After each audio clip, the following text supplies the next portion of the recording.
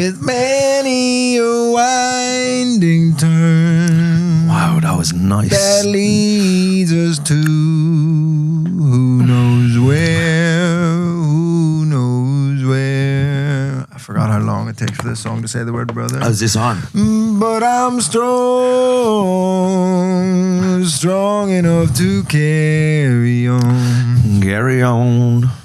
He ain't heavy. He's my brother. My brother. I've been trying to do songs that have the word brother in them at the start of the podcast, and I forgot how long that one took to get there. That took a bit. I think you knew how long it was going to take. I really did. And you wanted to do a little showcase of the Vito voice. I really didn't. I just forgot to find a song with brother in it, and it's the first one that came into my head. Yeah. Now, do you remember, wasn't there a gang of, didn't Dennis the Menace have... What are you about to say? Huh? What are you about to make fun of me for? Well, if you let me get there, you'll fucking hear it, brother. No, I'm not really making fun of you, but... Is it the jumper? You said Dennis the Menace, and I think it's the jumper. You're dead right. I don't know how you've got your sharps attack this morning. Well, no, didn't Dennis the Menace have... wasn't there like an enemy? He had a group of enemies that were like some sort of... white nationalists. Yeah, I think that they were a white power group. The Aryan Brotherhood. The Aryan Brotherhood versus Dennis the Menace. Constant playground squabbles. And they'd be trying to burn him on a cross and stuff. But what was Dennis's dog called? Nasher? Yeah, Nasher or something. But I thought his kind of enemies maybe wore green and black. Do you know what? He was a red and black fella. Oh, he was a red and black and horizontal stripe. But do I look like an enemy of You look Dennis like a the bloody Menace? sweet. Like a humbug. Like a humbug. You look like a little humbug. like a humbug. Shout out to Palador for the jumper. Thank you. Also gives Jim Carrey as the Riddler vibes. It's just like color scheme very similar. Is that something you're going for? Am I not allowed to wear green and black? What have I done wrong here? You've not done anything wrong. This is a nice jumper. And I don't think I've said anything bad about the jumper.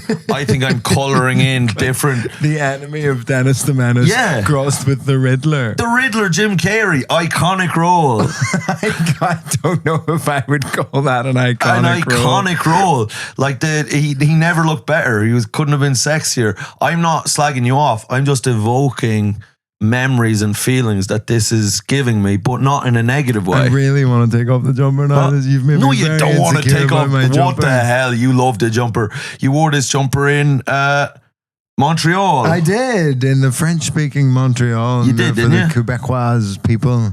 I did, yeah. This was my on-stage jumper for the Just for Laughs festival, which went well, but it was so far away. But my sty is recovering, my exhaustion sty from going to Canada for 2.5 days. Right, because it looked so bad. When was the last time I saw you? And I didn't even, and usually I would tell you it was, oh, that's disgusting. I was like, fucking hell, that's gross. Oh, you told me. Did I? Yeah. Good. I wouldn't want to leave that on the table. But so your stylist lady, Anna Karenina, she... Nope. Huh? But Anna, she's Russian, no? Nope.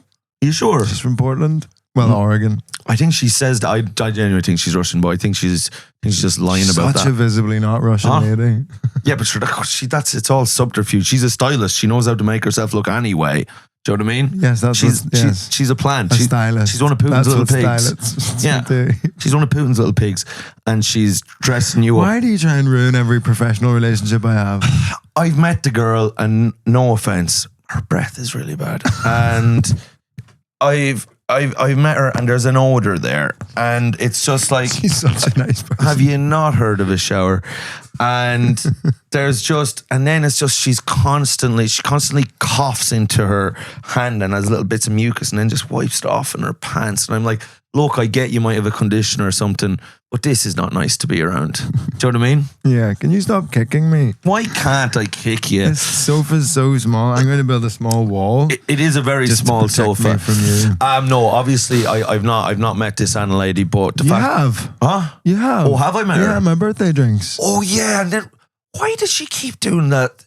She kept trying to get me. She was just like, listen, she's like, I know it's like people don't agree with this. She's like, there is some good stuff in Mein Kampf. I'm like, what? I was just like, Anna, listen, I'm just trying to have a bit of fun. It's Vito's birthday drinks. And she's just like, no, she's just like, don't throw the baby out with the bathwater. Some of it just tracks. And I was like, right, okay, fair enough. And then she was like, oh, do you want to go kick? She's like, oh, I saw this like little fucking sick cat outside. Do you want to go kick it? I was like, Anna, animals are God's creatures too, but she was having none of it. But anyway, fair enough. Maybe she was drunk. We're here at the Edinburgh Fringe Festival. You kicking tables again? Oh, lad, this isn't even a wobbly table. You've tried your absolute best to boot both of our drinks onto the floor. But this table has been put right. Like this is so close to me.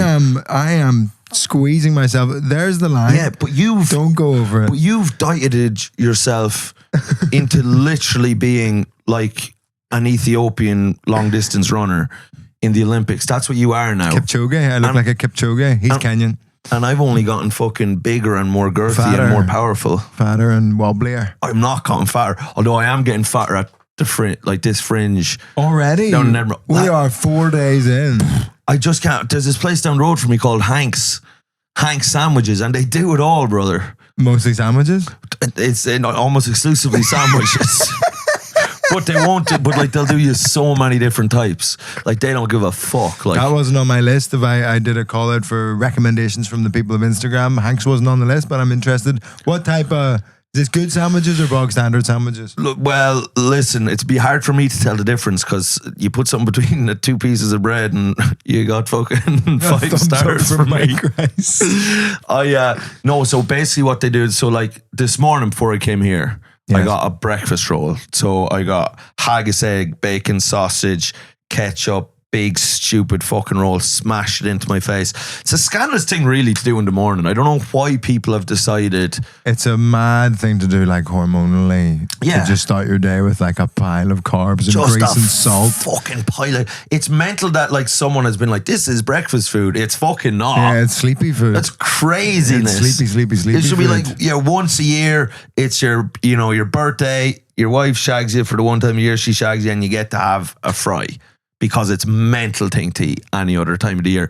But I'm having it every single morning. And how close is it to your accommodation? 2 minutes, yeah, 3 minutes. That's tough. Hanks. That's tough. And then at fucking lunch, Hanks, they up the gear and they do different types of sandwiches. They're crazy. What have we got? They're fucking crazy, man. They're switching up constantly. They're so adaptive and agile as sandwich makers. You're baffled by the concept of a lunch menu. Yeah. And then you get to lunch and it's a whole new world, brother. And they're just they're slicing and dicing. They've got chicken. Lads. You wouldn't believe it. You wouldn't believe it. They've got chicken. They've still got bacon. Then they're pulling cheese out of somewhere. I'm like, whoa. I'm like, easy, girls. What the hell's going on here? We're not in France. Good Lord. You can only have cheese in France? I couldn't believe it, man. And then, which this is kind of fucking a bit fucking wild for like a Scottish sandwich shop. Then they have some salads rocking around. They have like they have like broccoli salad and then they have potato salad and then they've just like cold noodles for some reason. I'm like, oh, hello, China. Ni hao. Ni hao. Mark walks in afternoon into a sandwich shop. Ni hao. Just wearing a full one of those paddy hats and like, I was going to say kimono, but I do believe that's Japanese. But what I'm saying is like, there's so many nods to so many different cultures in Hanks, so many different influences. There's the essence of the Orient. There's an undercurrent of kind of the French Riviera, and they also give you loads of haggis. Yep. Do you know what I mean? What type of lunch sandwiches? Because I'm more of a lunch sandwich man than a breakfast roll guy. What type of lunch sandwiches are they offering at Hanks? It takes a certain amount of courage to have a breakfast roll. Like something first thing, just slap it into you. And that it takes a certain kind of mentality of a man who's not afraid. And I think there's a fear in you that if you had a breakfast roll, that would be like, you'd be like your body, no offense, your now weak little body. I can still take a hefty breakfast. I had a hefty breakfast this morning. What did you shove in yourself? And a Nutrigrain bar. Oh, you dirty idiot, did you? Yeah. Oh, lad, we'd laugh at you down at Hanks. We would. Me and the girls would have such a laugh at you down at Hanks. We'd be like, this absolute fucking, they'd be like, this wee fucking idiot. Why would they be Northern Irish? They're not. They're not. I told my brain to do Scottish and what came out was Northern Irish. And told my brain. I did. I said, There's always a dialogue going up there with Mike. but there is, sometimes you want to do an accent and you're like, do French. And then sometimes it'll be like, I am French. And you're like, that's not it. That's not it, brain. You're wrong, brain. But so you had your little banana and a Nutrigrain. Great. Yeah, bar, yeah. Tasty. Wow. I love a strawberry Nutrigrain bar. But it's because if there was a Matter food place, I'm meeting somebody for lunch today. I'm meeting Thomas Green for lunch today. So that's going to be my big hefty meal for the day. You're meeting Tommy Green, Aussie sensation. Tommy Green. Yeah. What, like to talk about, what are you going to talk about at lunch? What the fuck are you going to talk to him Just about? continuously asking each other what we do for a living. Yeah, I think. Do you get that because you're like a crowdworking? Do you crowd workers? Do you like kind of like talk to each other and be like, have you found a new question yet? Yeah, we're ask all in people. search of a new question to ask people at the start of Crowdwork. I've been looking at all your clips and as a community, the crowd workers, you're fresh out of I've started ideas. chopping out, like editing out the bit where I ask what they do for a living and just going straight to the answer. Right. Like at the start of the clip and just being like, you know what I asked. Right.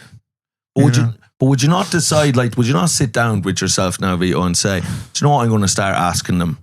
Be like, hey. Who do you do for a living? Exactly. What exact measurements? I know you've measured your cock. How long is it? Or say to them, if it was a girl, just be like, hey, if you were a member of the Nation of Islam, would you, and you had your clit removed, how would that make you feel? Just stuff where you're drawing from more cultural and international kind of wells of information to get answers that are more unique and rich and nourishing. What? Why did you not? What did I say that was wrong? You're kicking me like twice a second and it's stopping my brain working. I'm nudging you on the shin in a friendly way. Foot. And it's Put it away. What it is it's an encouragement.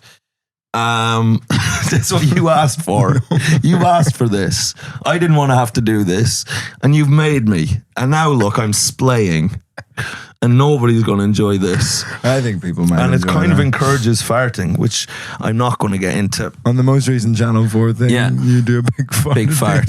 And do you know what? And this will tell you a lot about comedy. It's the best thing of the whole series is a man farting.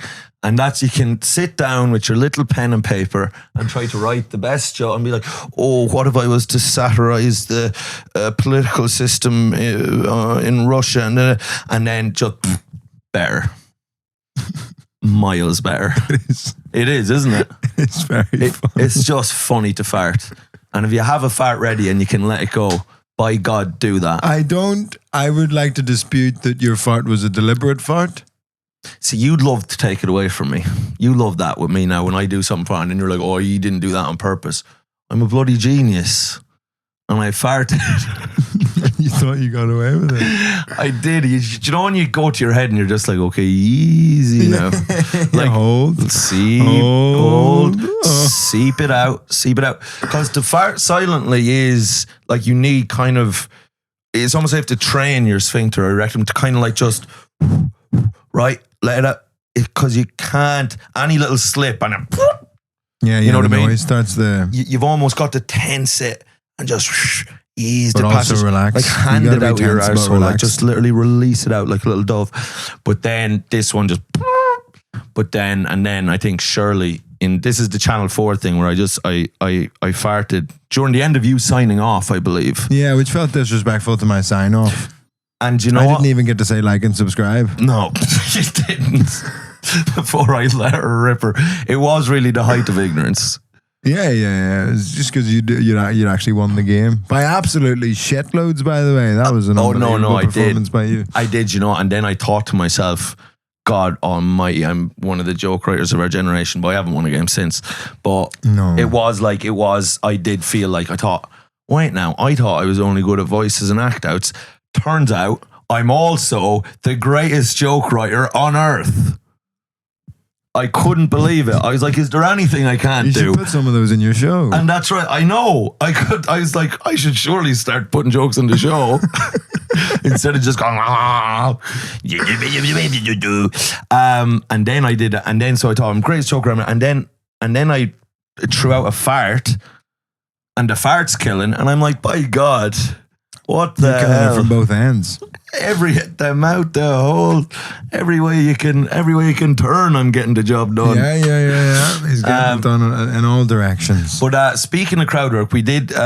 Let's sort of frame this at all fucking 15 minutes into the podcast. Oh, fuck them. We're at the Edinburgh Fringe Festival. We are not. What? We're in London right now. We're trying to lie to you. Yes, this is what my flat looks like. Just posters of Josh Gans and John Kearns. Yeah. Yeah, that'd be funny if just such, let's make up, we're at the Fringe. Kearns does make it's a good addition to this podcast because he looks so disappointed in us. Yeah, he does. But to be fair, there is nothing we could say that would please Johnny Kearns. The man's a genius and we're below him. How are you, Johnny? I'd love to tickle his He's chin. nice. First time I met John Kearns was like a mad again. Please stop kicking me. Okay. First time I met John Kearns was like at a mad sort of like at the agency I was at and he is at, and there was like a big party, and I'd recently seen a work in progress of his, and I went, I really enjoyed your work in progress show recently. And he went, you got a good review in The Guardian today. And I went, and I didn't even know I'd had a review in The Guardian. Yeah. And it was 3 stars. I don't know why he lied to me so much. But then he like quoted a couple of like Crowdwork clips of mine. And that's when I learned that Johnny Kearns is always watching. Yeah. This is John. He is watching everybody's podcast. Right. And everybody knows what everybody's getting in the reviews. He's across it. He's keeping an eye on it. He's keeping tabs nosy on everything. It doesn't feel nosy. It feels like an overview. He's not getting in. He's just sort of like the guard in the tower at a prison. And do you think he's watching and do you think he's not wanking, is he? No, I don't think John Kearns wanks. No? No. It's all... Or if he does, he puts on the glasses, the teeth and the hair. If anyone doesn't know what John Kearns is, he's one of the funniest men to ever live. But if you can see him do stand-up, go see him do stand-up. But all comedians revere him, and so if he said to you that, if he quoted a line to your stand-up to you or something like that, you'd be on your knees noshing him off. You'd be so happy. It was very exciting. That would be sick. But I was going to give you a compliment now, and this is... we did the Crowdwork show together the other day. Oh yes, and sorry, I should say, because I just need to make sure we do say this. Over the next few weeks, we've got 2 records booked in every week. So we're going to have a bunch of guests on here up here at the Edinburgh Fringe. We're going to do this first one to sort of like tee the whole thing up as just us. But for the rest of the month, we're going to be getting a bunch of guests on while we're up here, and we can chat to people that we wouldn't normally have the opportunity to chat to because they maybe live in Australia or other places, or America. Other people from far-flung corners of the earth with opinions and points of view that you would never hear before. Women also. I think we'll have a woman on. Like maybe not one. my decision, but like maybe one. He's insisting on it. I think it's a mistake, but we're gonna give it a go. We're gonna give it a go. An old college try. So we don't have any. Do we have any people of color lined up? No, you said that was your hard line. No. Yeah, it's just, you gotta said, draw a line in the sand somewhere. You said. I think what your quote was like. Oh no, I don't want to puke. I don't know. Is that not what you said to me? You're like, oh, my stomach's a bit iffy as it is. You did say that to me. And I was like, what the fuck? You've been hanging around with Anna too long. She's been making you read Mein Kampf again. Fuck's sake. Yeah, it's all a bit nasty. But anyway, no, we will be having a lot of cool people on, and it'll be people we would never have the opportunity on, so it's going to be fucking sick. Never have the opportunity like Phil Ellis. Yeah, Phil, where the hell would you find Phil Ellis? Except fucking up a tree with a fucking slingshot. Like the fucking lunatic he is. People from far-flung corners of the world like Raymond Mearns. Yeah. Well, you couldn't coax Mearnsy out of Scotland, though. Yeah, he'd get a nosebleed if he crosses the border. You'd have to get one of those fishing rods with a battered haggis and try to lead him down to London. It'd be tough. Beautiful. But yes, what I was going to say to you about, so that's what we're doing the rest of the month, but we were doing a Crowdwork show the other night. It was Vito's Crowdwork show. Off the Cuff, which will be coming to London semi-regularly come the autumn. Yeah. And we were doing the show, and Vito was on the show. So I'm on the show as well, but I'm on the last 15 minutes, and this content does an hour. It's just an hour, so I just have to watch Vito for an hour. I'm down the back. I'm just fucking chewing on a wasp. Seething. Seething. Just seething. As just Vito bullies innocent people that have paid. I do. I'm not a bullying Crowdwork man. Oh yeah, remember that fat lady, and you're like, how long do you have to live? And then you're like, whoa. And he started doing this weird little dance. I was like, lad, she could have a thyroid problem. That is not fair, what you're doing. And then you start going, fatty, fatty, bum, bum, fatty, fatty, bum. And I was like, I guess he's good, but this is just, it starts to get mean at some point. At some point, we have to ask ourselves, is this humane? Speaking of Crowdwork Kings, have you seen Matt Rife has bought a haunted house? What? Matt Rife bought a haunted house. Get out of town. So it's the house that inspired a whole bunch of films. Ewan is our sort of stand-in come-long for the month. You don't have a mic over there, do you? Just shout like fuck. Yeah. We must get a name for Ewan though. Bumlong? Maybe Bumlong. Annabelle Doll's House. What films did it inspire? Because it's like a whole bunch. The Conjuring, was that one of them? But it's like Rife was like, this is big for the ghost community. Right. Like once you start researching on it and paranormal science, he's just like, it was like, oh, you are an idiot. Matt Rife. Yeah. He's a gorgeous, friendly, dog-like idiot. But he's bought this weird like doll house. But to live in, is Rife going to be? No, he's like running like a museum of like ghost shit. But is it in his mind, is this kind of an altruistic, like I'm being a man, I'm renovating and kind of upkeeping this? He refers to himself as the caretaker and guardian of the 750 paranormal artifacts. Right. Okay. Well, you know what? I suppose money allows people to be who they really are. That's what Khabib said about McGregor. Maybe he's run out of people to ask what they do for a living, and now he has to ask ghosts. Well, and ghosts a limitless number of ghosts. Yeah. Think how many dead people there are. He's fucking fraughting at the bit. He sold tickets to every person in the world, and now he has to sell tickets to ghosts. He's trying to rinse the poor old ghosts. He's trying to take a few pound out of fucking Joey Stalin's pocket and, rinse fucking Roosevelt. Fucking hell. What films? Just The Conjuring. Yeah, but it was just mad. He's bought this. I don't think... At what point would you have enough money where you think I'm going to buy a haunted house? That's really bottom of my list. Right, yeah, it's probably like at least 3 down. Yeah. For me. You would get yourself a house. I'd get myself a house. I'd buy an industrial sized box of Pringles. I would have a box of Pringles that was like the size of like a big like oil tank or something. Do you know what I mean? And that you'd have to climb up on a ladder. Can I to get into the box of Pringles? If anyone who listens to or watches the podcast is decent at photo editing, but it's also probably funnier if you're bad at it, could you Photoshop 9/11, but it's 2 Pringles tubes? Man, that would have, if that actually happened, that would have been a tragedy. No, that would have been a tragedy. Now that would have been really sad. If they were Pringle tubes, then that would have been a national disaster. Instead of just bankers. Instead of the bankers. But imagine that was all Pringles coming out. Man, I would have been inconsolable. That would have been really nice. There was actually the other night. Jet fuel doesn't melt Pringles. Huh? Jet fuel doesn't melt Pringles. A lot of conspirators. It was an inside job. It was hunky dories. They did this.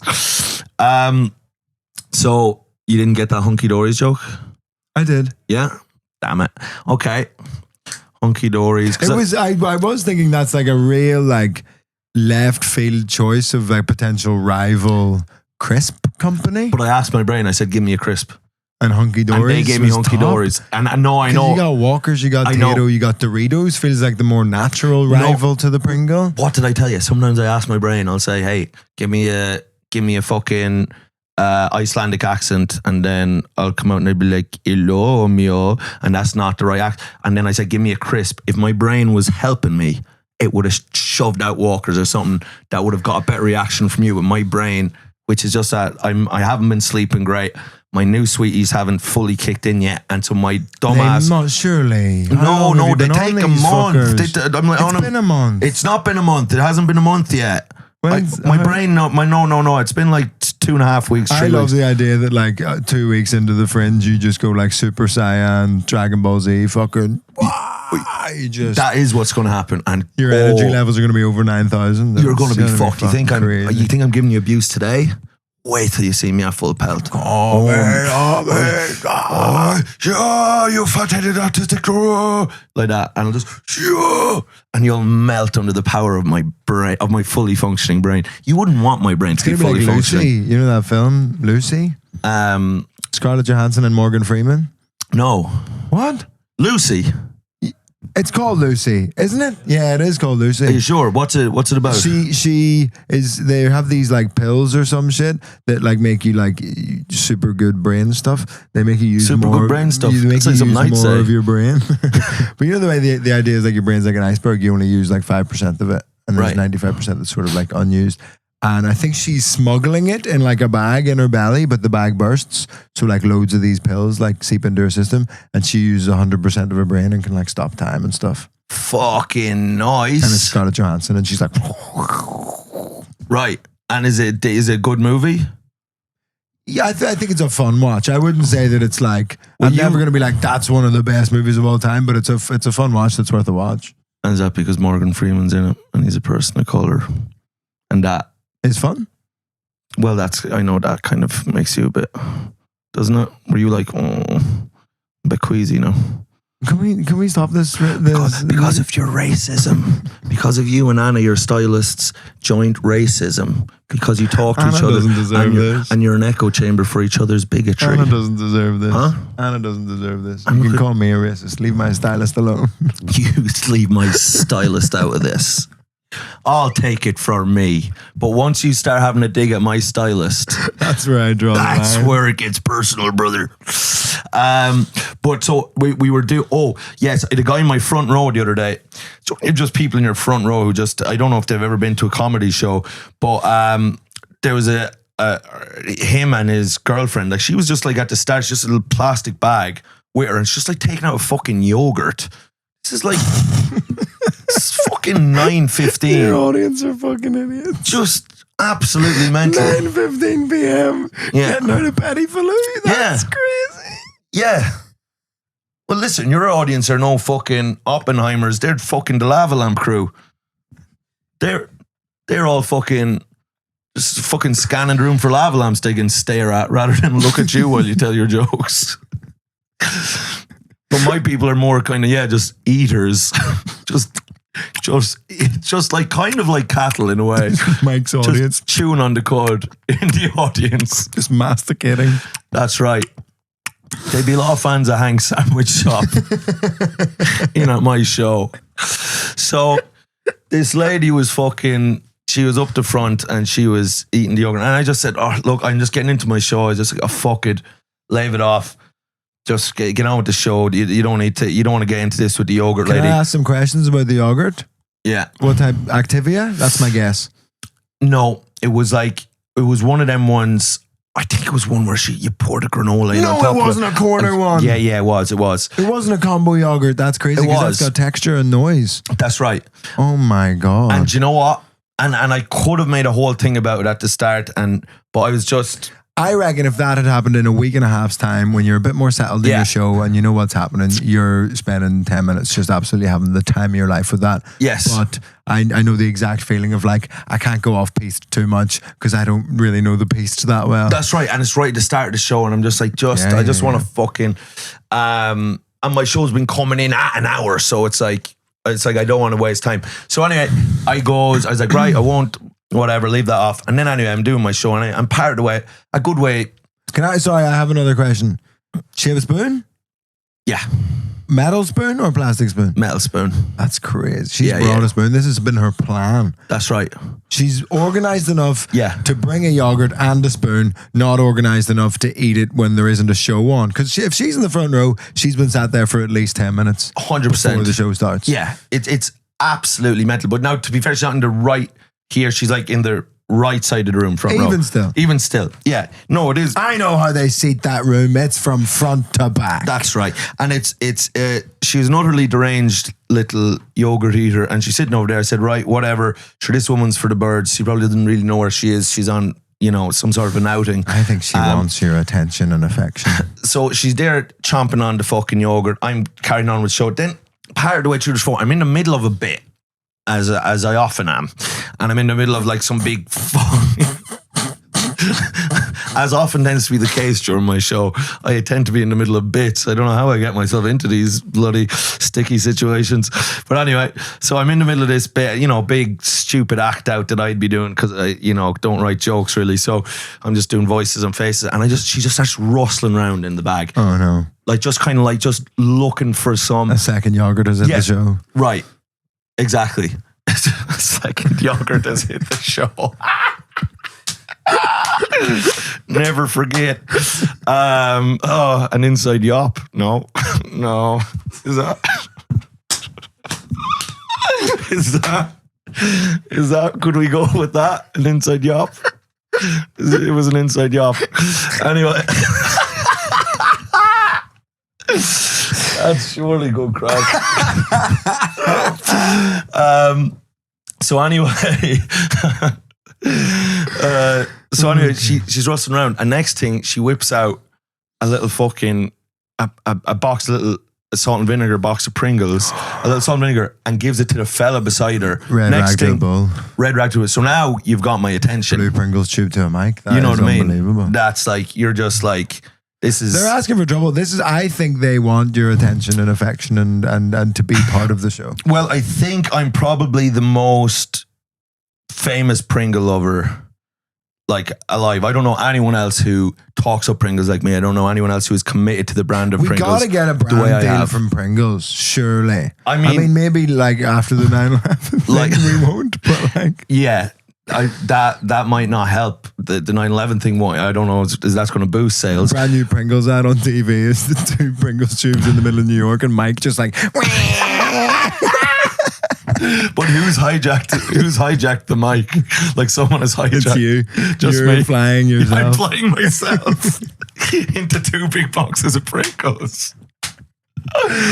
Oh fuck, that's fantastic. So anyway, she gives it to this fella beside her, and this fella hasn't been laughing that much either, which I didn't like. If he was a big laugher, I'd say, you know what, eat the Pringles, brother. But to do it in my face, eat my favorite food in my front row, in my face, that's mad. Surely that's giving me the high hat. Surely the high hat. The high hat. What's that? Oh come on, brother! It's disrespect to give someone the high hat. Means that you're like. You know what I mean? You're pissing in their cornflakes. I've never heard that phrase ever because a hi-hat is like in a drum kit. Right, but it's right, it's not that. They're not doing that. They're not trying to like keep the beat for me with a box of Pringles. No, I got it the first time, but I do appreciate it. God forbid I continue a riff slightly longer, Mr. I do an act out for 12 minutes every time I do one. God forbid I do slightly more hi-hat noises. No, I got it. Fuck you. You're a dickhead. Sorry. I'm sorry. But I thought sometimes when you go on a musical number, it's like if you're not curtailed, you could go on. Would I have started singing West Side Story? Probably. Which song? Cool. Go on. Boy, crazy boy. Stay loose, boy. That was too much. No, don't do that. Easy does it. No. Turn off the juice, boy. No. You can't go Don't get hot, because man, you've got some hard times ahead. No. Hold on. You take it slow, and daddy, you can live it up and die in bed. You can't go from zero to that gay that quick. You can't. You know that's jarring for me and the audience. You went from zero to the gayest man alive in just like in a split second. Your whole demeanor changed. You're just like da-da, and it was like that was truly frightening. That was like the access you have to a fully gay man is frightening. Yeah, I do a podcast with him. What the hell? The second tower's been hit. The second tower Pringles is down. Fuck. So anyway, this fucker. He's eating the Pringles. So she's like Lady Macbeth, and she's like giving Macbeth the sword. Like, so she's like fucking, blood is on her hands, but she gives him the Pringles. This fucking ape, anyway, just sits there. First off, you know what I mean? It's like there's a bear on stage and you take out a fucking honey-soaked salmon and just start eating it in front of him. Of course you're going to get fucking clawed at, brother, right? Big fucking... You don't want a victim blame, but come on. Big grizzly up here is going to fucking eat your arsehole. So he's there and then he just opens it, pops it. Like, oh, yeah. Yeah, pop. Yeah. And then just fucking eating Pringles. And at this stage, I was like, listen. And I said it on stage. I was like, I try to give you people the benefit of the doubt. I saw you before. It's crazy what you're doing. You're eating yogurts. I said, you know what, Mike? Let people live. Some people are really not well and they bring yogurts to shows. Let's not shame them, whatever. Yeah. And now you've taken it too far, the Pringles. And then I went down and I was asking him where he's from, and he's just like, I'm from Glasgow. And then he kind of did look a bit kind of like angry like that. And then I was kind of like, maybe a man should be allowed to eat his Pringles. Yeah. But then I said, then I was up there another second and I was like, I think Glasgow does a lot of heavy lifting for pathetic men who want to intimidate others. yeah. You know what I mean? There's a lot of sort of dweebs from Glasgow who, when they're in Edinburgh, they get very confident. Yes. They're like, I'm from Glasgow. Right. And you're like, yeah, but Yeah. And what? where? Yeah. Where in Glasgow? Where in Glasgow, are you fucking you weasel. fucking West End pig. You West End pig. You're nothing You to me. silver spoon in your mouth, little You're fucking, a fucking Partick Thistle little fan. pig. You mean nothing to me. Anna's your stylist, I know she is. And you're a reader of Mein Kampf because she makes you do it because that's her beliefs. No, that's a different football club in Glasgow. Oh, it is, yeah. Yeah. Rangers. Yes, thank you. Yeah. Thank you for clarifying. Are they Rangers? Can you tell me this? Can I ask you a few questions about Rangers? What I will say is I won't give you an unbiased opinion of Rangers Football Club, but let's go for it. No, this is just a genuine question. I just want you to give your genuine answer, because these are just things I've heard and articles that I've read about this. Is everyone in Rangers, like all the players, staff and fans, are they all pedophiles? No, that's Celtic. If we're going on rumours, that is truly Glasgow Celtic Football Club. So that's not true. No, that's not true about Rangers. Okay. No. They're other things. They have their own foibles. Okay. Second question, and this is just another thing, because I don't know about these things really. Do all Protestants smell like shit? Is that? Did I read that? Or did I write that? Did you write that? I've been reading all these articles that I've written. and there's some crazy stuff in there. You wouldn't believe it. I can't believe it as I'm reading it. I'm like, I can't believe I came up with this. Yeah. No, but seriously. Because everyone in Rangers, that is the Protestant club. Yeah, they have a picture of the king in their dressing room. They do have a picture of the king in their dressing room. Yeah, it's very cringe and weird. Right. And are they... I love when they show a video of new players arriving and walking into the dressing room, and they always go... Like, they always just have a moment of clocking that there's a framed picture of King Charles in the dressing room, and they go... Right. Just some Swedish player who's been signed. Even when Steven Gerrard became manager and he walked in, you saw him turn around and go... This it's the tiniest little emotion where he just he's a fucking Scouse guy. He fucking hates. It's mad that he was Rangers manager. As you were saying, I was like, Gerrard surely deserves to be hung, does he, for that? What the hell? For being Rangers manager? Yeah, it wasn't great, and he is bad at football, man. Actually, I mean, I was quite pleased with his tenure. He did feel like a sort of inside man. Just destroying the club from the inside. It is mad how none of them lads, Lampard, Gerrard, Roy Keane, these people who are fucking running the midfields, captains, you think these lads now, they'll know how to fucking run an outfit, motivate players, all that. Rooney, they're all absolute fucking dog shit. Yeah. What's the crack with this Birmingham documentary? I haven't watched any of it, but Tom Brady bought Birmingham City Football Club. Tom Brady, the American footballer. Yeah, and he says there's bits where he's worried that Wayne Rooney, his work ethic isn't good enough. Was it? As the manager? Who, the most famously, fat, lazy cunt of all time, Wayne Rooney. His work ethic's not good. No, that one highlight of him chasing back for, what American team did he play for? DC United. And he chased all the way back, tackled, hoofed the ball in and scored in the 90-whateverth minute. Yeah. Oh no, when I say that, I'm saying that in the biggest, with the biggest sound of love, Rooney's my favourite player of all time. and he absolutely worked his socks off on the pitch. But he would, like on days off, be, hammering a bottle of vodka and sitting down and watching Looney Tunes. Did you ever watch Wayne Rooney's Street Striker? Yeah, lad. No, that was a fucking show. It was a great show. It was The Wire, Sopranos, Wayne Rooney, Street Striker. They're my top 3. Let's see. Quality TV. Let's see which of these urban youths can kick a football into a skip the best.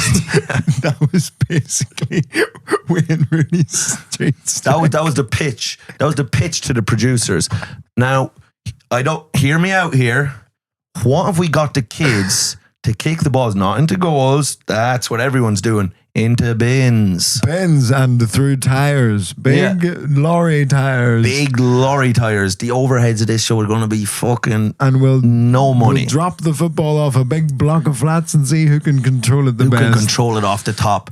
It's going to cost the whole production is going to cost £12. That's my pitch to you. That's just sandwiches for Wayne. That's right. Did this camera go off? What the hell? Good God. Such a good riff about Wayne Rooney's Street Striker. Fucking hell. That's good. We'll swap. Substitution. Tag in another camera. Fuck. Come on. What time are we on, by the way? 40 minutes of fucking gold. Nothing. Zero. We've said absolutely nothing about anything. That's one of the most worthless 40 minutes of podcasting there's ever been. Just me calling your stylist racist I think we keep all of this in as well in the audio with a little error screen we'll get Cumlung to put in. Well, we'll get Cumlung to work his little man. Cumlung, come back. Bumlung's fucking it up. Fucked it up. We're going to have to hang Bumlung from his bum. From his bum. As a just warning to any new producer, this is what happens if the camera goes off. This is Bumlung. Bum on a pike. That's right. He used to have an arse, but the camera went off, so we cut his arse off and put it on his bike. That's right. Now he just leaks from his back. Yeah. Now, what we were talking about Wayne Rooney's Street Striker briefly, and we were talking about Birmingham City. So they're trying to do a Welcome to Wrexham thing, right? The sort of Ryan Reynolds, Rob McElhenney thing, but apparently tonally it's so jarring. Can we both go watch this Birmingham documentary, because apparently Tom Brady comes across terribly, he's just trying to it's just a grift to make money and do the Wrexham thing, but they've completely fucked it, and you don't get any sympathy for them at any point in the documentary. Yeah. I would love, So we want to watch the Tom Brady one. Have you watched all the Wrexham stuff? No, actually, I maybe should. No, Ryan Reynolds creeps me out. He's a strange man, but I did meet I met Rob McElhenney's brother 2 fringes ago. I remember that. Patrick McElhenney. He was making a documentary about the Fringe, I think. I don't know what the fuck happened to that, but he did chat to me before and after my big extra show at the Gordon Aikman Theatre. Yes. Very nice guy. Yeah, and I think McElhenney, listen, Always Sunny, the man's a legend. I don't care what he does, even if he is hanging out with that big sleazy pedo Ryan Reynolds. Listen, let him have it. He's a good man. He has a great legacy. But Ryan Reynolds, he's a fucking snake oil salesman. He's a fucking... I just think he's very clean, No, he's a slick dandy. He's selling you a dream, but he's pocketing the cash. He's a fucking crook. His lady, Blake Lively, we know all about her and her little webble eyes about Justin Baldoni. A family man who went out to destroy, and Reynolds was her... is that true? What? Was he not a bad bastard? Baldoni? Yeah. He's one of the best men that's ever lived. I don't know how to play this. Gorgeous. I don't know enough about this case to play this riff correctly. Okay, listen, let me tell you this. Baldoni, one of the kindest men, finds... the more you say this, the more I'm like, oh, this is a soon-to-be convicted rapist. No, gorgeous guy. I believe when he was in Edinburgh, he visited Hank Sandwiches and really enjoyed himself. And that to me is that's a big feather in your cap in my book. Secondly, he's a family man, a man who has a family, and he rescued, he'll find a stray puppy or something will be sick, and it'll have a little broken leg, and he'll mend the leg, and he'll bring the puppy in his care back to full health, and then sexually harass some actresses. Yeah, and then he rapes actresses. So that's something that he does that's not great. But you have to look at a person in their entirety. The fullness. The fullness. I've said this before. Yes. He obviously had his foibles, but Savile raised a lot of money for charity. And there's just, we can't do this thing of like we're focusing on one. Yeah. You can't pick and choose. One bad thing. No, but you can't just focus on the 118 bad things Jimmy Savile did repeatedly. No, you can't do that. You've got to have a little bit of self-awareness and a little bit of what I like to call perspective. Let he who is without rape that's cast right. the first stone. Yeah. Fritzl, there was worse engineers than Joseph Fritzl. That's absolutely true. There genuinely were. That's absolutely true. And nobody seems to want to give him a lick of credit. We should get Joseph Fritzl to design the new studio. You want us deep underground? No, to be fair, we're upwards. Maybe he'd struggle with that, but I think just see if he can push himself. I think we give him a chance. Right. Yeah. It'd be nice to have his touch. Yes. An essence of Fritzl. An essence of Fritzl around the studio.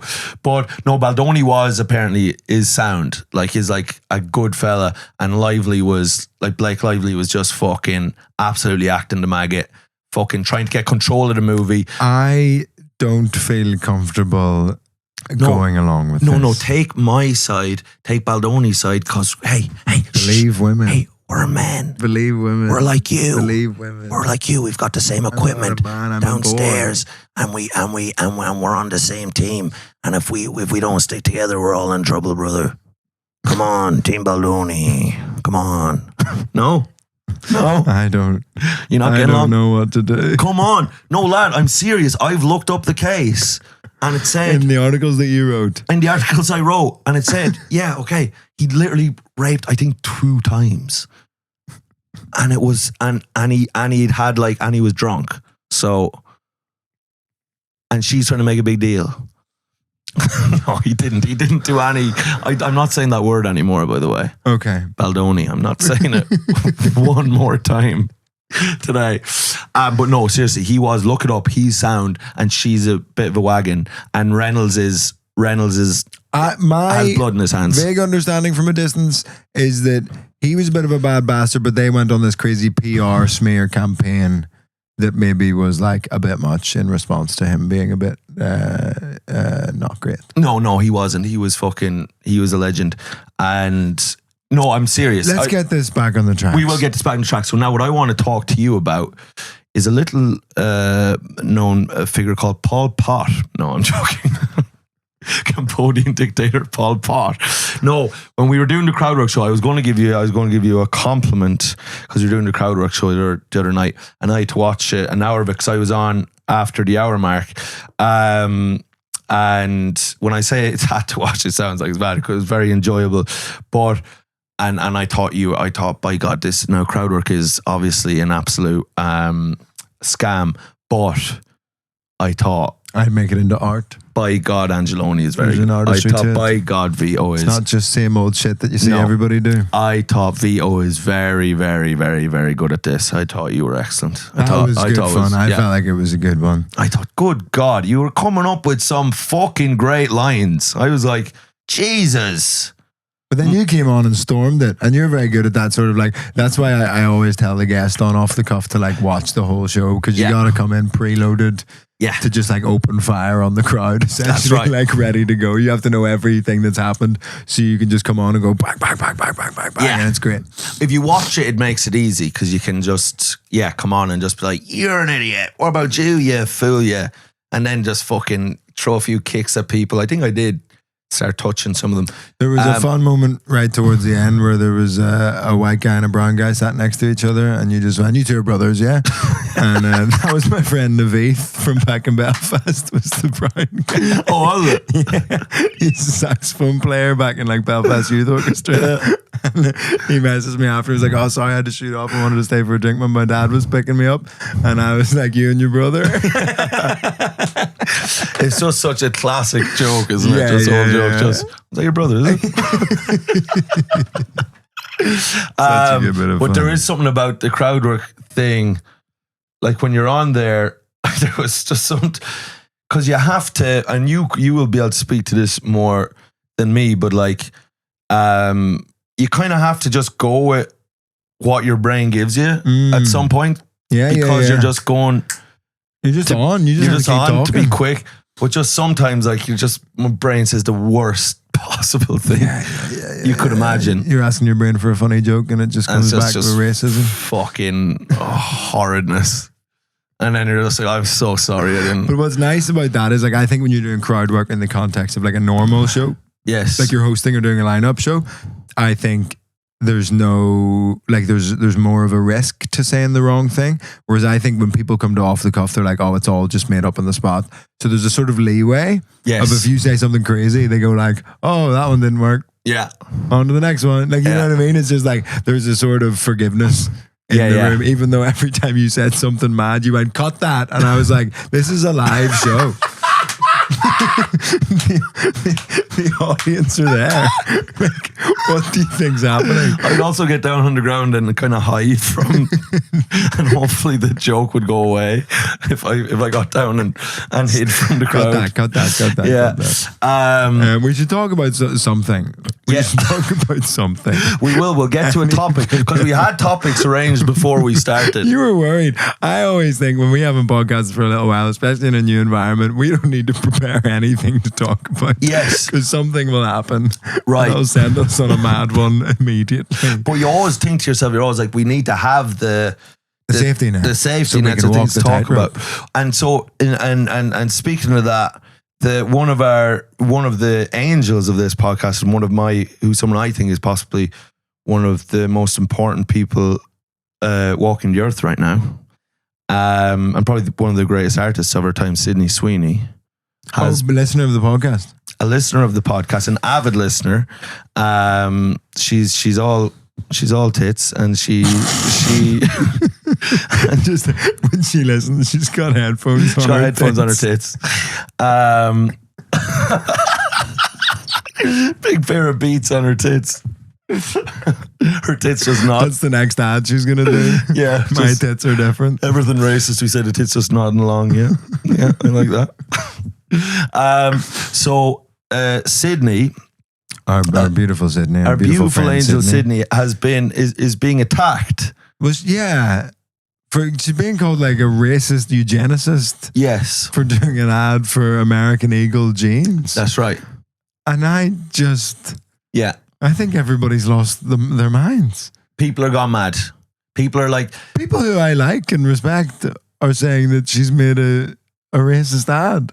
Yeah. And I'm like, what? So the ad basically is her looking hot in like jeans and a denim jacket, the old Texas tuxedo. Yeah. Double denim. So great ad. And she's just hot, and it's real, like, and she gets into like a Chevrolet or a something like a Mustang, like an just old keeps getting better. Classic American car, and she just drives off. 10 out of 10 ad. And the whole tagline for the ad Masterpiece. is Sydney Sweeney has good jeans. Yeah, but Jeans, and no, Genes, right? Jeans. Nope. No. So they don't say Jeans. Right. But the play on words is that she has good genes because she's hot. It's because she's got big old bazookas. And is just a hot lady. And is a lovely... But people, I could not believe it. I thought people were joking when I first saw people posting being like, this is like neo-Nazi propaganda. Yeah. But people are saying that because she's saying she has good genes, it's because she's like white with blonde hair and blue eyes, and this is like a very racist, nationalist ad that she's made. Yeah. And I just... So do they think she's kind of in cahoots with David Duke and the Grand Wizard of the Ku Klux Klan? She thinks she's kind of... people think that she's an agent of the Ku Klux Klan. Yeah, they're going to have like denim cloaks and hoods and stuff made by American Eagle. Right, so... But it was just like a throwback, classic, vintagey ad of like, it's a hot lady wearing the thing that we want you to buy in a nice car. That's a fucking... Enjoy. And then good jeans. She's hot. The jeans are nice. Yeah. It's all just basic, like, fun bit of marketing stuff. That's what I was saying. Because it's all like, it's because she's hot. Yeah. At no point is it like, I have good genes and because I'm white. Right. Now, what we would say is if it was like someone like that was blonde, blue-eyed, and fucking but ugly. A swamp monster. Just a swamp monster. Just someone who had like, teeth growing out their forehead and fucking, hairy eyes and stuff. And then hairy eyeballs, and then they're like, this is good genes, and then you'd be like, oh well, this is racist because it's not about their symmetricalness and big booby bazookas. I honestly believe, and this is an example, but she has already done a Levi's ad in the past. But if Beyonce was, Beyonce could be in that ad, and the ad could be Beyonce has good genes, and it would queen function the exact. It would function the exact same as an ad, and everyone would be going. Everyone would be coming everywhere and clapping, and there'd be parades and just like, yes, she does have good genes, the queen. It's just a hot lady because she's a hot lady. A hot lady has good genes. Right. I don't know what the hell? I sort of thought this level of sort of insane, and I don't want to sound like one of these fucking right-wing comedian, blah, blah, blah. I did think this level of sort of insane, actively trying to take this much offense at things and doing mental gymnastics. Whoa, I just got a fucking crazy thought there. Is this the woke mind virus? You don't want to call it that because then you're a bad bastard. But it's people have lost their fucking minds. But do you think that the people would have preferred because she has so she's blonde hair, blue eyed, other that? Do you think people would have genuinely been happier? If she's in blackface? I think yes. You think that's what people? I think that's what she should have done. Right, blackface. But maybe this was the blue denim. Maybe when she does the black denim ad, right, she'll be in full blackface. Okay. Because I'm confused. Sydney Sweeney has bad genes.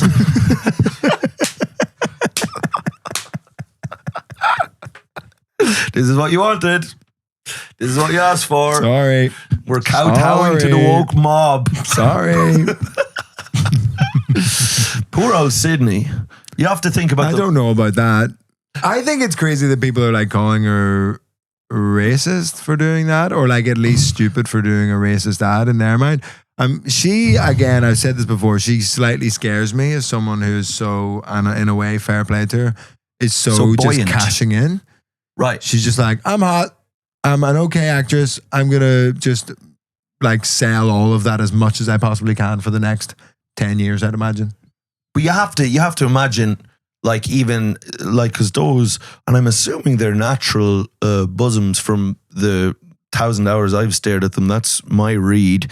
But you would think that they're unless she's going to get work done, they're going to be heading down south. They're going to be taking a little Tom Daly dive in the next few years down towards her ankles. And then, listen, the money's going to dry up. And she's also saying, hey, listen, I'm living in a world, an industry, a reality where youth and beauty are commercialized. And I'm a woman. And unfortunately, I'm not like fucking Pedro Pascal. I'm not going to be lusted over when I'm 48 and molesting people on red carpets. I've got only now to make my money. Well, it's and this short window. If you're going to be sexualized and objectified anyway, you might as well cash in on it. So she's saying, I've got this little window for fucking to rinse you perverts of your money while you're all fucking jacking off to my big bazookas, and I'm going to take that time, make the money, build a house in Malibu, and my family is secure. And I can, take my, mother to the opera in Rome. Because that's what decent people do. And kind, good children do. In my head, Sydney Sweeney is taking Betsy Rice to the opera in Rome. I mean, I don't know if my mother would agree with Sydney Sweeney. No, I don't think she would be on board with that. My mother doesn't you know what I mean? If you're going to have big boobs, be ashamed. Keep them to yourself. And keep them to yourself. And hide. And if you're at events, hide behind kind of gates and walls and things, and don't keep yourself in plain view, because it'll cause a moral disturbance. Somebody sent me an insane message on Instagram, and this rarely happens, but somebody was like, oh, I've got an idea for a stand-up routine that you could do. And this was a lady messaging me, and she was like, I was watching a documentary about river dance, and when they're dancing, none of the women's tits bounce up and down. They must have really good sports bras. Is there something in that? You can have that. You can have that. That's for you. I was like, no, there's nothing in that. There's absolutely nothing in that. Do you remember Riverdance? 30 years ago, 1995.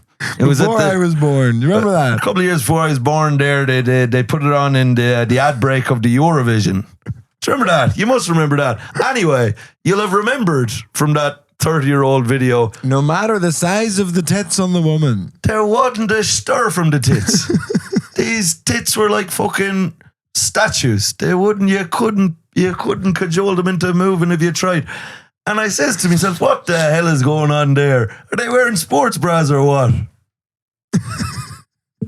Just absolute silence. What the hell? You never heard a joke before? Have you never heard a great bit of stand-up before? I'll say it again. Were they wearing sports bras or what the hell? Their tits they wouldn't near a fucking bit of crack out of tits. What? oh dear.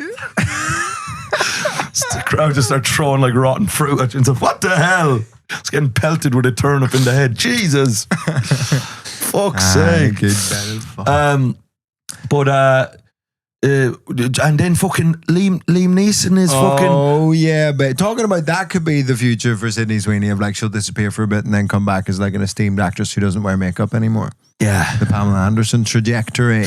Well, so Pam Anderson and even more so, she was the original Sydney Sweeney. Yeah. Do you know what I mean? Baywatch. I mean, Baywatch, and that was all about, they were the anti-Riverdance, because when she was running along the beach with I'll be there, you know, the fucking Baywatch theme song, and I mean, her tits were like fucking Olympic jumpers, like they were fucking and fucking Rotten Owl Hasselhoff with his binoculars just watching from the fucking lifeguard stand. Just apparently he was a dirty dog on set. Hasselhoff? The Hoff, yeah. I'm not surprised by that.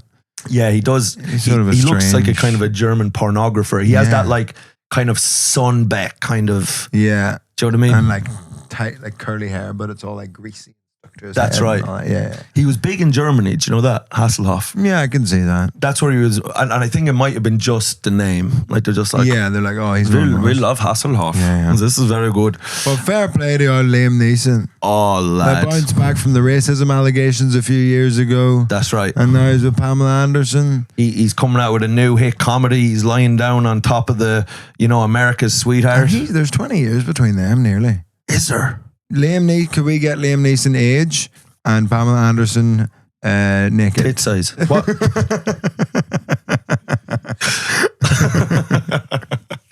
Liam Neeson, I'm guessing 73. Yeah. Old Liam Neeson. Yeah, I'd say you're right. 73 or 74. 73. It's mad, actually. Apparently he, and this is just showbiz rumors, doesn't know any of his lines and has an earpiece for every movie that he does. Is that right? And they say his lines to him and he just says them.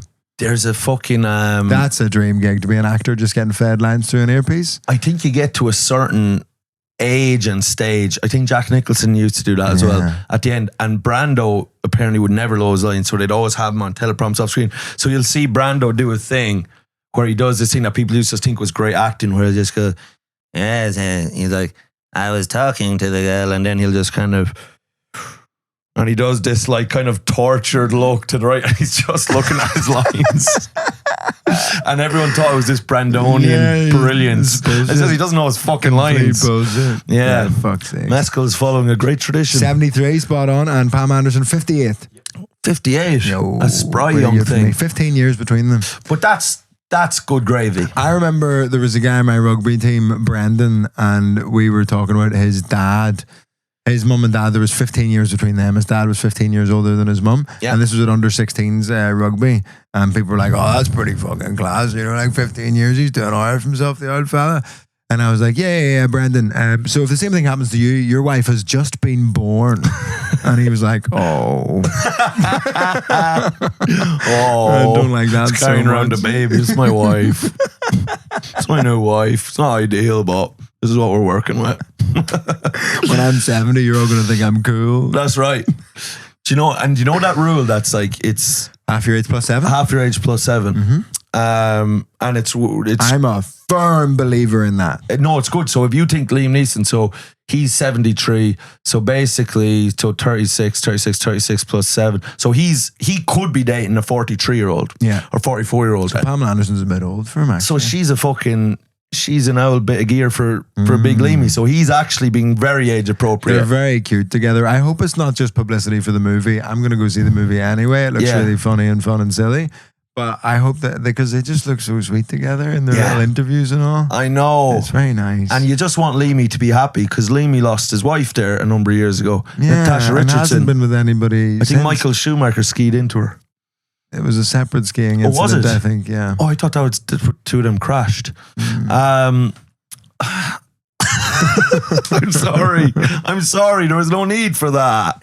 Sometimes I would caught that. But did you see, like, there's an interview where they ask him what his, like, proudest moment? He's made so many movies. Like, what's been his favorite moment? And he was like, or like, what's his proudest achievement in cinema? And he goes, working with you to Pamela. And it's just like, come on. A classy bastard. Get the hell out of here, Classy Liam. ballerina. You man. horny bastard, you big lump. Baptized by my great uncle Liam. That's why he's called Liam. Really? Yep. And do you know what I love about Liam? Because he's got. Also did Bobby Sands' funeral. That's What? the two hits of my great uncle Liam's life. He baptized Liam Neeson and did Bobby Sands' funeral. I mean, that's as for priests, you're fucking. I mean, that's legendary. That's pretty good. That's a legendary Pretty good. legacy. Fuck me. To start Liam Neeson and end Bobby Sands, that's pretty fucking Jeez, the good. Bobby Sands funeral, that must have been fucking thousands. Like, And very stressful. wow. And his whole thing was like, no guns in the church, which felt fairly obvious to me, but Right. no guns in the church. And Jesus. everybody thought he was going to get fucking killed. Father Liam Mullen, shout out. You- And gave like an amazing speech at the funeral. You'd want to land that plane, wouldn't you? Like, as in, like that's a lot of pressure to, like, Yeah. you know, kind of have it be political, but not too political. Like, how do you, fucking hell, do you say up the Probably not. right? No. If I had to guess. If you had to guess. Oh, fucking hell. But Liam Neeson, of course, because he did the what's mad is his whole thing where he did that, you know, where he came out when he was promoting the film Revenge, was it the name of the film? Yeah, and he said that he was his friend got sexually assaulted by a black fella Yeah. in Northern Ireland, and he said he got a cosh, Yes. and I went round, you know, the whole night For 2 weeks. looking for some Roaming black round. bastard to beat the shit out of. Yeah. And then he just And he couldn't find one. I had a joke about that. I need to repost that actually. Yeah. Because he's back in the news again.